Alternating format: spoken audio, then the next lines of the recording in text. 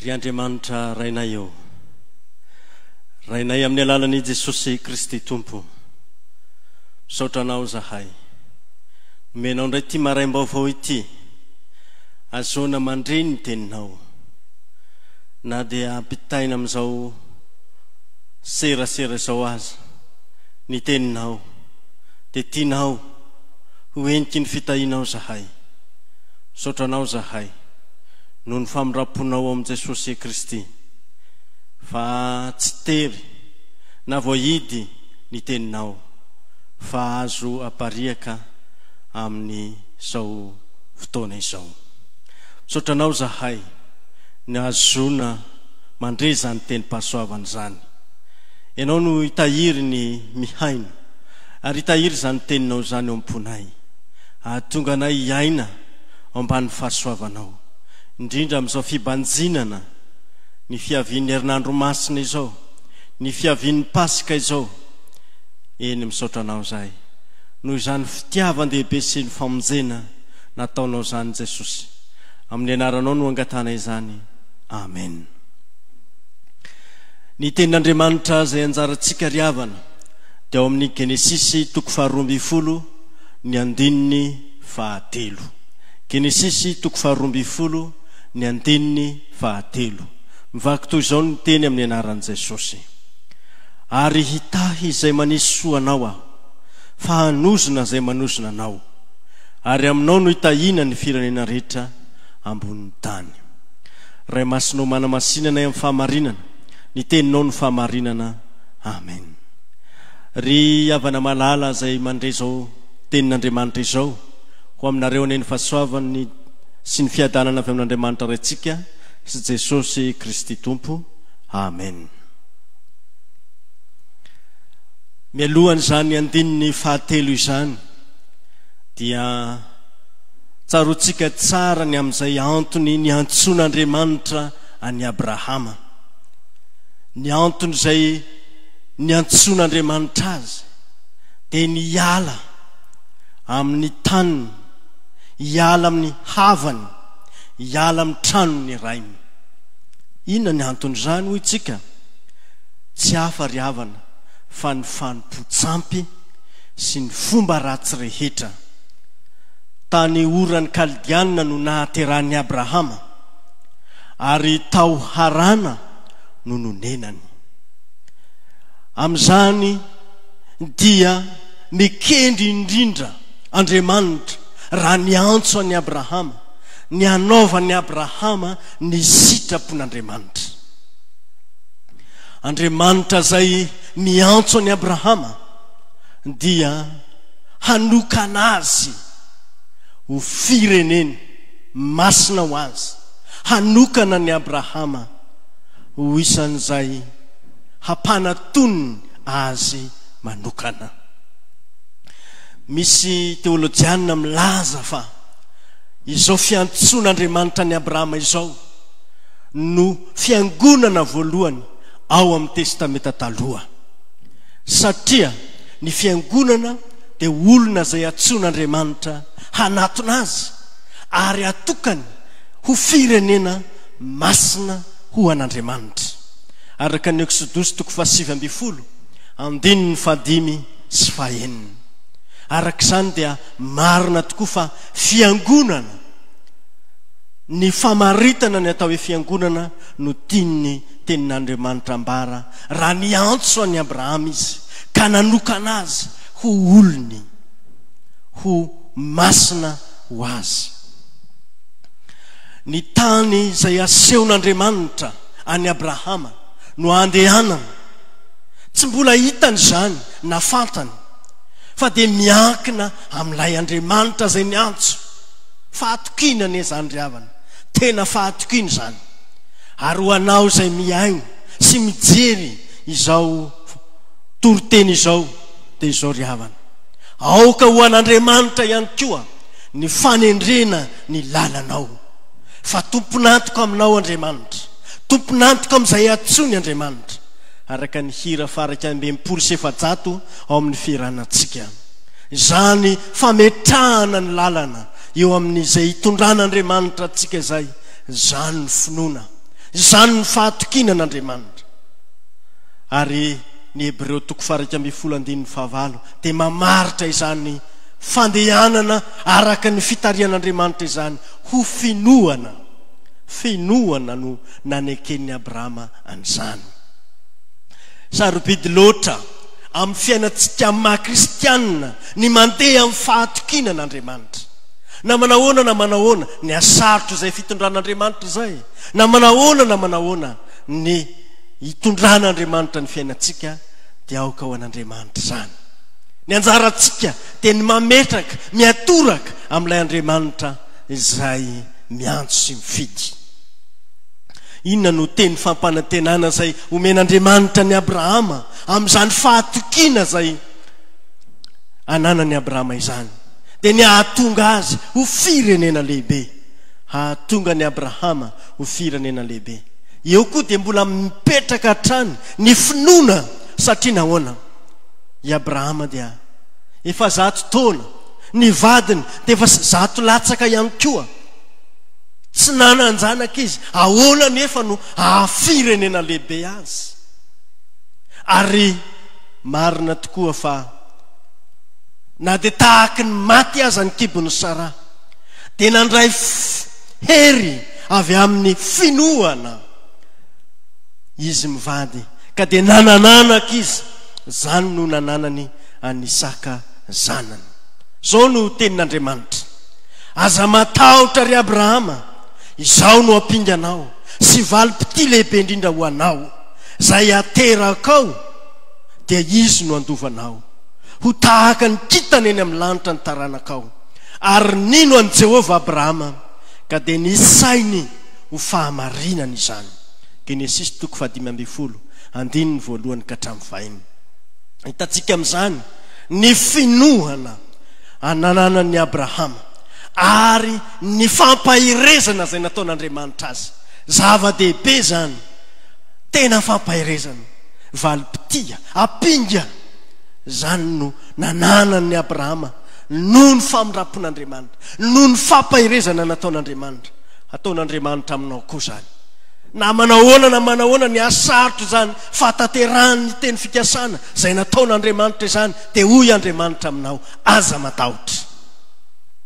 matahotra, satria lay Andriamanitra izay miteny aminao dia mahatoky sy marina, ary tsy hamelanao hangahy ahy.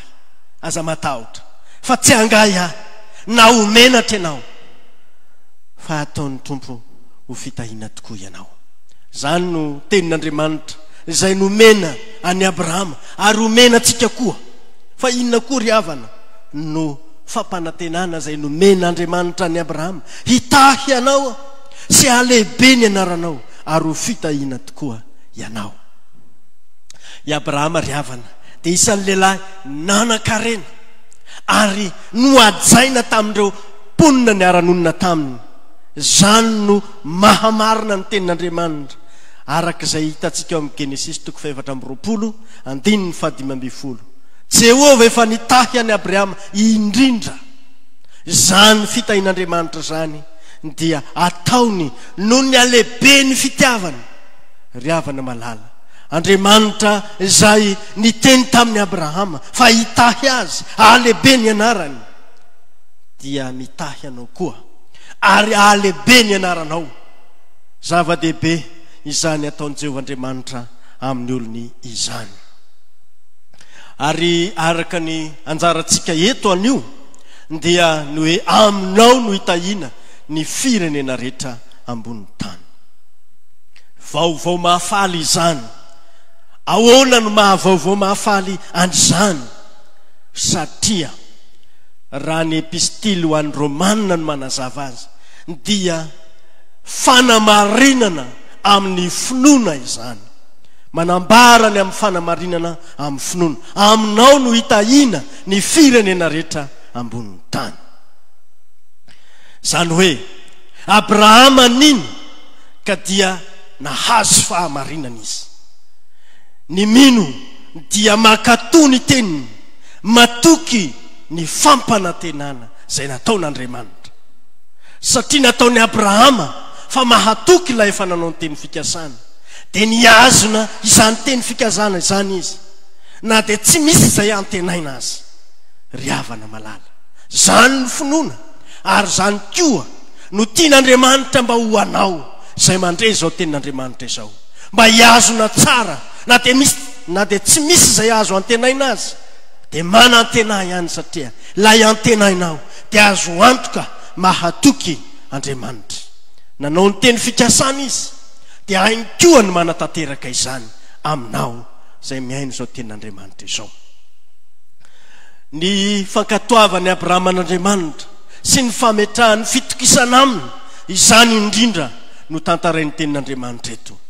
Ary io no ilazan'ny epistily ho an'ny Hebreo azy amin'ny 1:12 fa finoana lehibe ao amin'ny testamenta taloha io nananany Abrahama io. Ahoana mo ry havana no mahamarina izany? Zao ry havana, na dia vao nanompoka azy Andriamanitra ny teny hoe aminao no hitahina ny firenena rehetra, dia nino i Abrahama? Fa izy mpamonjy avy aminy, ary isany mandray avy zany famonjena hoentin'ny mpamonjy izany ny teniny Abrahama. Arak'izany dia izao, mila ny fahamarinan'Andriamanitra isika, mila ny fanamarinana avy amin'Andriamanitra isika, satria sady tsy marina isika no tsy mahay manamary tena. I Abrahama tsy hoe ny arena nananany na ny laza sy ny fahendrena nananany no nanamarinana azy, fa ny finoany ny famonjena izay hataon'Andriamanitra aty aoriana. Izany no milaza amintsika fa ny fanamarinana amin'ny finoana dia ilaintsika koa, tsy hoe fanamarinana no ny asa na ny fahamendrehana eo anatrehan'Andriamanitra na eo anatrehan'ny tany amamonina. Ndraindray mety misy diso hevitra ihany hoe izaho tsy mangalatra, izaho manao ny marina, mamelona tsara ny vady aman-janako aho, izao sy izao ny ataoko ao amin'ny fiangonana. Tsy ariavana, tsy mahamarina antsika eo anatrehan'Andriamanitra izany, fa ilaina mihitsy ny fanamarinana avy amin'Andriamanitra. Andriamanitra mamela heloka atsika, zany ny fanamarinana avy amin'Andriamanitra. Andriamanitra mamela heloka, Andriamanitra manao atsika ho marina ao aminy. Ny famonjena dia avy amin'ny fahasoavan'Andriamanitra, avy amin'ny fahasoavan'Andriamanitra ny famonjena, ka dia atolony mba maim-poana ho an'izay mangetaheta izany famonjena izany, ho anao koa zany, ho antsika koa zany. Ry havana malala, raha voavonjy isika dia noho ny fahasoavan'Andriamanitra, raha voavonjy Abrahama dia noho ny fahasoavan'Andriamanitra. Zany mahavaovao mahafaly, tsy ho an'ny Abrahama ihany fa ho anao koa, ho antsika ihany koa izay mandre izao teny pahasoavana izao, satria Andriamanitra dia te hitahy ny firenena rehetra ambonin'ny tany, te hitahy, te hanamarina ny olona rehetra ao amin'i Jesosy Kristy. Ny anjarantsika ary dia miankina amin'izany fahasoavan'Andriamanitra izany, zany no anjarantsika, miankina amin'ny fahasoavan'Andriamanitra.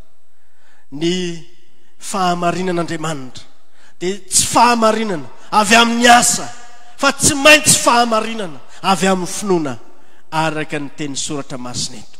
Fahamarinana avy amin'ny finoana zany. Ny fahamarinana avy amin'ny finoana na ny fitahiana ny firenena rehetra dia ataon'Andriamanitra ho fahamelomana antsika ry havana, ho fahamelomana antsika, satria nahoana? Isika dia very sy voaozony ary maty noho ny fahotana, araka ny tenin'i Jehovah tamin'ny Adama sy Eva hoe ho faty tokoa ianao, tena maty tokoa noho ny fahotana izao sy ianao, tena maty tokoa noho ny fahotana ny olombelona rehetra. Arak'izany dia mila ny fitahiana avy amin'Andriamanitra ny firenena rehetra ambonin'ny tany, mila ny famelan-keloka ao amin'i Jesosy Kristy ny firenena rehetra ambonin'ny tany, mba ho tonga amintsika koa ary izany fitahianan'ny Abrahama ao amin'ny Kristy Jesosy izany. Dia izany indrindra no hitoriana izao teny pahasoavana izao aminao anio. Jesosy dia lazainy Matteo 1:1 fa taranak'i Abrahama, zanaky Abrahama izy, ary ao am Jesosy no itahina ny firenena rehetra ambonin'ny tany. Tena faratsiana faratampony ny olona zay voaomby tamin'izany azo fijaliana zany, ary io no nahatafitohina ny Jiosy hoe olona voaozina ve no mpamonjy. Kanefa araka ny tenin'Andriamanitra ao amin'ny Jaona 4 ny 5:12 ary ny 4:12 dia milaza fa tahaka ny nanandratany Mosesy ny menarana tany anefitra no tsy maintsy hanandratana ny zanak'olona mba hanana fiainana mandrakizay zay rehetra mino azy. Amin'izany indrindra ry havana dia tiany Jesosy ny ananantsika fahavelomana, satria nanaiky ho faty izy teo amin'ny hazo fijaliana. Ny anananao fahavelomana, ny anananao fiainana, ny anananao fahasambarana mandrakizay. Zany ny kendren'Andriamanitra ny amin'izay na ny keny Jesosy ny ho faty teo amin'ny hazo fijaliana. Vokatra izany famonjena nataon'i Jesosy ho an'ny taranaky Abrahama izany, ny famonjena nataon'i Jesosy ho an'ny izao tontolo izao izany dia izao: manao anao ho loharanom-pitahiana koa Andriamanitra.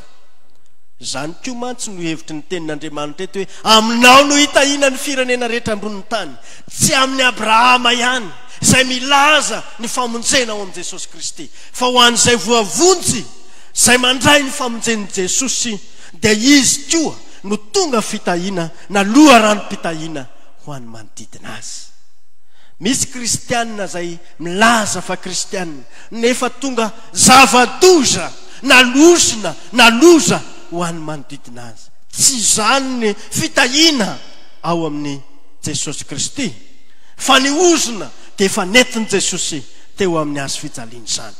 Fa ho anao zay miaino izao tenin'Andriamanitra izao, ny fitahiana dia mba ho isan'izay loharano miboiboika ao anatinao koa zany fitahiana izany ho an'ny manodidina anao. Andeha ngerantsika ohatra ry havana ny amin'ny Lota dia zanadralan'ny Abrahama.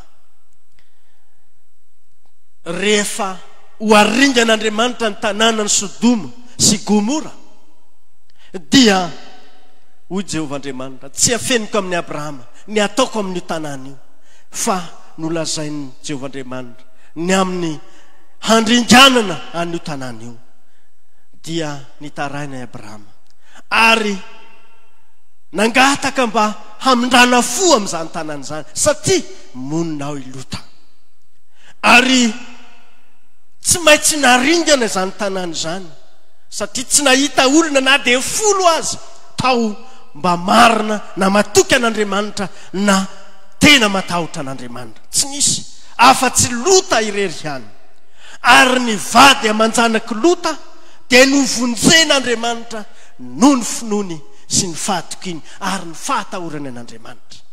Izay lay loharanom-pitahiana ho an'ny manodidina, ho an'ny ankohonanao. Ry raim-pianakaviana, mba fitahiana ho an'ny ankohonanao ve ianao? Sa tena loza ho an'ny ankohonanao, fiferetanaina ho an'ny ankohonanao? Zany no hiantson'Andriamanitra anao mba ho fitahiana tokoa, ary mba ho isan'izay hiboiboian'ny fitahiana avy amin'Andriamanitra. Ry havana malala, ny tenin'Andriamanitra amintsika dia manambara fa Andriamanitra nahatanteraka ny teniny tamin'ny Abrahama satria marina izy. Nehemia 5:9. Marin'Andriamanitra, mahatoky Andriamanitra, azo antoka ny miatoraka aminy. Zany nahatonga ny Abrahama tsy ny salasala ny amin'izay fitarihan'Andriamanitra azy. Aza matahotra ary ianao fa Andriamanitra zay mitatana anao amin'ny tanakavanany fahamarinana, izy no hiatoroanao, izy no hiankinanao.